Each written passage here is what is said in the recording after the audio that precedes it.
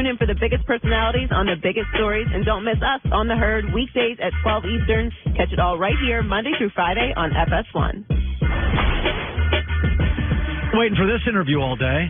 I only get Daryl Morey a couple times a year, and his Rockets are in Los Angeles to take on the Lakers. He has been the Rockets GM for 11 years. NBA Executive of the Year multiple times. You now have a beard. You look very professorial, very academic. You're also, I mean, you went to MIT anyway, but it does, you grew a beard. Why? I started when James started his 30-point streak and figured I'd have to shave it soon, but no, here it is, still going. So the best Player on your team and the GM got a beard thing going. Do you worry, though? And I said this last year. I don't think people understand. To play on both ends of the floor at an elevated level is hard. I mean, Kobe at one point was a good defensive player. He didn't do a lot of it after about year 10. LeBron's not the same defensive player. Not a criticism. It's a reality. Do you worry that James, the effort to score 35 in this league, it's daunting that he could be gassed by the second round? He had to do it. I mean, we've had so many injuries. This is our first healthy night for our starters, I think, in months. Tonight? Basically. Tonight. Wow. Yeah, against the Lakers. So we're full strength, and we're against playoff LeBron. Superman Kate LeBron. It should be a great show for folks. Hopefully we do it well. But we were in bad shape. We had Chris out. We had Clint out. We needed him to step up. He put us on his shoulders. He's actually been playing both ends really well, having his best defensive season as well. Yeah. So the reality is it's what we needed. You can fall out of the West easily, as the team we're playing tonight knows. You know, it is interesting. For years and years there was a narrative the West is better than the East. I bought it. I think the East is a little better this year than it's been in years. I want to throw a theory, and I've never been able to figure it out. Mm-hmm. I've never been able to figure this out. Oh, why that's the case? Why for 20 years the West is better than the East? Now, I used to float a theory that it's a winter league, and players would rather wake up in Phoenix and L.A. than Chicago. Why do you think the West has been the spot? My theory, and to your point, it's all theory, I think just frankly the owners are better in the West. They've been consistent. I think ownership is the number one factor for a lot of these teams. They set the tone, they hire the people, everything. And if you look at the West owners, they've consistently been very good. So it's kind of just happenstance. It worked out that way. Yeah, I think so. I would argue NFC owners outside of Bob Kraft always felt a little better than AFC owners. So I think that may be it. Maybe smart owners like buying teams in nice weather places. So maybe that's more. You just went second level thinking on me. Player mobility, I've moved a lot. So I would be an utter hypocrite. You and I have talked about this. For me to go on the air and say don't move. I'm always pro mobility. I'm going to throw a mythology at you. I think LeBron and Michael are just historic outliers in the sport. Okay? LeBron's political. Most players aren't. Kevin Durant's like, I just want to play basketball. Is that when LeBron leaves, there is no other LeBron. Is that most players are closer. James Harden's not gregarious. Kawhi Leonard's not gregarious. Giannis says, I want to stay in Milwaukee. Damian Lillard. A lot of this is fear-based from smaller markets. But LeBron is very rare. He has historic aspirations. That player mobility is oversold, and the country, the commissioner, we're freaking out about something that has largely been empowered by LeBron, but he's probably gone and out of the league in 5 years. I just think player mobility, it's fear-mongering. I see it with political hosts. I see it with sports hosts. What do you make of player mobility? I think it's very good for the league. I think it keeps us at the top of, your show and other shows. I think players should be able to go play where they want to play. I think a lot of the changes to shorter contracts have increased player mobility. I'm a big fan of player empowerment. I think players are the talent. Players are the people who generate the wins. And I like when players get to choose where they want to be because I think, to be frank, I think that favors the Houston Rockets. Players want to play with us. Players want to play with the best team. So we're a big fan of player mobility. But the smaller markets, Daryl, what do you say to that? I'm not in one. good answer. Yeah, it's somebody else's problem. Yeah, no, my job is to help the Houston Rockets win, so I focus on that. And I get that the league office has to worry about those issues, but for me, I'm just trying to win the championship somehow. One of the things, we can't talk about Zion Williamson, but I do think there's an interesting conversation to have. We have the NBA, that's the entree, and college basketball has always been sort of the appetizer. There is a league in between those two that I think is wildly underrated called the G League. Now, I don't think last night was the end of Nike college basketball or amateurism, but I do think there were a handful of 16, 17, 18-year-olds that watched that and thought, I think Adidas is very excited right now, too, bro. The G League. One of the reasons I'm not a huge believer you have to pay out college athletes, because if you are a basketball prodigy, and there's about 7 domestic kids a year that are literally good enough to go to the NBA, maybe need about an hour with Mike Krzyzewski or Bill Self, that the G League is an absolutely viable transition league. Do you believe that, or am I overstating it? No, absolutely. In fact, it's underrated. Commissioner Silver has done a fantastic job growing that. People don't realize the worst D-League team would beat Duke by 20 to 30 points on a given night. Yes. The level of play is super high. The talent is super high. I see a huge future in the G League. I think it'll be a viable option for these players. And a viable option is playing overseas as well. I think you saw Luka Doncic, tweet about, hey, players should maybe play overseas like I did. He made significant money over there before he came over. I do think the G League is an up-and-coming model. Is there any value to college basketball? For me to evaluate them as draft picks, yes. You're being very honest today. I really appreciate that. Okay, so you said this, and I just pushed back. I didn't love this comment. Love the Beard didn't love this. You said that Harden could be in the conversation as the best offensive player of all time. And I said, he's not as good as Kobe. He's not as athletic. I don't think he's quite as long. I don't think he's as vertical. I don't think he's Kobe. Now, I'm not going to deep dive into analytics. So for you to say that, knowing your MIT background and your analytics specialization, why do you say that? Because I look at Kobe and James, and they're both all-timers, but I lean Kobe because I think he was a little longer, a little bigger, a little more athletic, and a little more vertical. So there's a dimension there finishing at the rim. All right, that's my pushback. Yeah, I don't want to compare too much to Kobe. He's an all-time great, so you can't take anything away from him. But if you just look at offensively, the best offenses of all time are currently playing in the NBA. They're our team. They're Golden State. Yeah.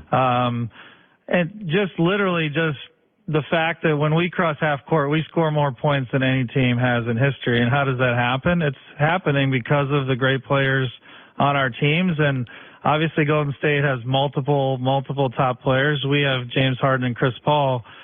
We didn't have Chris Paul a lot of the season. If you just look at James Harden and when he drives to the basket, what happens? Out of isolation, out of a set, he generates more points than basically any player in history. So that's my argument. People made it sound like this horrible comment, and then I felt better. There was like 10 articles after basically saying, no, Daryl's right. He is one of the best offensive players of all time. Until we get a ring, people aren't gonna probably recognize that. But offensively, his talents are undeniable. What I've always liked about you, we had lunch a couple of months ago, and people forget this. Bill Belichick has whiffed on all sorts of draft picks. He just has a lot of them, which is smart. Yeah, and that is smart. The reality is you can't look within a kid's soul. You can do as much scouting. When you look at the NBA today, who's a player in the NBA that has shocked you, that is significantly better than you thought, even with your scouting department, with your expertise, your Celtics, your MIT, your Rockets? Is there a guy you're like, I didn't see that? Yeah, no, there's quite a few. I mean, in the NBA, it's hard for me to talk specifically about them, but the guys who are picked later, really the NBA missed on them. You look Klay at Thompson. He was picked later. Then you can even go into the second round. There's been some great players in the second round picked recently. So, we like to think it's a science, the draft. And the reality is it's still 70-80% not science. It's luck or art, whatever you want to call it. What matters to you? Now, using today's game, I don't want back-to-the-basket bigs. I want the Euro big, face to the basket, highly skilled. What matters when you look at a player? obvious. Mark Warkentine was an exec. He used to always say, "You guys never talk about length." He goes, "I love length." He goes, "Scottie Pippen gave me 2 tip passes. Yeah. Jordan converted one of those to a basket. That won a lot of games in 10 years." What do you look at? Yeah, you mentioned length. That's actually the only physical factor when you control for how you play that actually is additive. It actually helps you predict what they're going to do in the NBA. So Warkentine was on that. I would say the biggest thing we look for, it sounds silly, but it's like a guy who really elevates his team's ability to win. We haven't picked high in a long time. Right. Our highest pick ever is 14 since I've been with the Rockets. So we're generally picking not among the hyper-talented guys that everyone talks about, but among the grinders and the winning players. And we look for those players who love the game, who are going to continue to work on their game, and who already are doing it in college. That's generally what we look for, and we've had a very good track record with that. Tonight, Rockets-Lakers, Chris Paul Rondo facing since the spitting incident. I could forget a lot of things, but if Joy spit on me in between segments, a year from now, if I saw Joy for the first time, it wouldn't sit well. I would not blame Chris Paul if he was not in the greatest mood tonight. Are you concerned about that experience? Chris is one of the most intense guys I've ever been around. Whether he's been spit on or not, I think he's bringing it 100% always. So he doesn't have a mode. He doesn't have a playoff mode and a non-playoff mode. So Chris is bringing it tonight. Whether he's been spit on or not, I don't think it's a big factor. How did you know Harden and Chris Paul were going to work? For the record, I liked it and enjoy. I don't know. You weren't on the show yet. My takeaway was they're both really smart. If you put 2 smart people in a room, they'll figure it out. But that's my rule in any business. But there was a lot of pushback that their styles didn't work. You rolled the dice. Why? So that's the right answer. That we thought it would work, but we didn't know. Nobody knows, right? No one knows for sure. I think we had a lot of things that made us feel good. Coach D'Antoni coached them both together in USA Basketball. USA Basketball shows that to your point, if you get smart, good basketball players, they're going to make winning plays together. Right. It's only when you get talented players who maybe don't think the game well. But Chris is he's not only good, he's good for a lot of reasons, but a key reason he's good is he's extremely smart. Yes. That's also true of James Harden. The fact that they're both smart, they're put in the great system by Mike, we thought it could work. It actually worked better than we thought, frankly. Yeah. Yeah, it was better. Yeah. By the way, you have a new owner, and owners can be demanding. You've made moves. You're never afraid to make moves, which is interesting because when you're on a good team, you don't want to disrupt character. You've been you're a dice roller. So, and a lot of, it's easy if you've got 9 wins. Right? The Knicks can make all sorts of moves. Right. But you're good. You're seen as the real challenger to the Warriors, and you've made acquisitions. I know Trevor Ariza was painful, but you can't sit around and whine about it.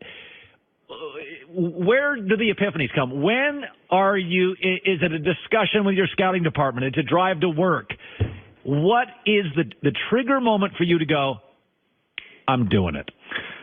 Yeah, I mean, we're looking at some signings right now, so this is pretty relevant. And to your point, Tillman Fertitta, what I love about him is he's been successful at everything else by being a risk seeker, a smart risk seeker, and he's empowered us to really take that mode. He has. And that's a mode that we like because we're still chasing the Warriors, all-time great team. Probably should have won 4 titles in a row, won 3. We need to take risks. We're not as good as them.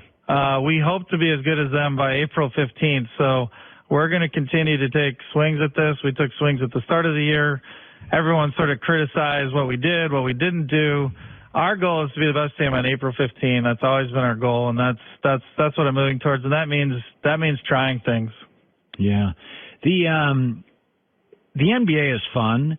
The ratings are down a little bit this year, and I do think I think the Warriors are a really fun story, but I do worry that, and you worried about this at the end of Michael Jordan's first 3-year championship. Is there a fatigue that nobody can beat them? I do think, sounds macabre, but Steph and Kevin Durant have twisted an ankle a couple of times. It may take a bad break for them. Analytically, though, I've asked you questions before about players. Mm-hmm. And the analytics tell you about that matchup? My eyes tell me that the physicality, if you were allowed to use some of the old rules, I would take Chicago. Mm-hmm. If I said to you, Warriors, Bulls, the rules are split. It's a little more physical. What do the analytics say about that matchup? Yeah, I'll say what I know I can say, I feel. So if you took the Bulls in their prime and take 97, maybe that's the best team, and transport them to now and played the rules now, Golden State would crush them. I don't even think it would be close. I don't feel like I know enough. I watched the Bulls beat my Cleveland teams growing up. Those over were and good over. teams. Yeah, we were great teams, and Jordan was always in the way, and Pippen, all these guys. So it was very frustrating. I don't feel like I know enough to know what would happen if you take Golden State and transport them back. I respect the opinion. Maybe they would lose because of the rules are different.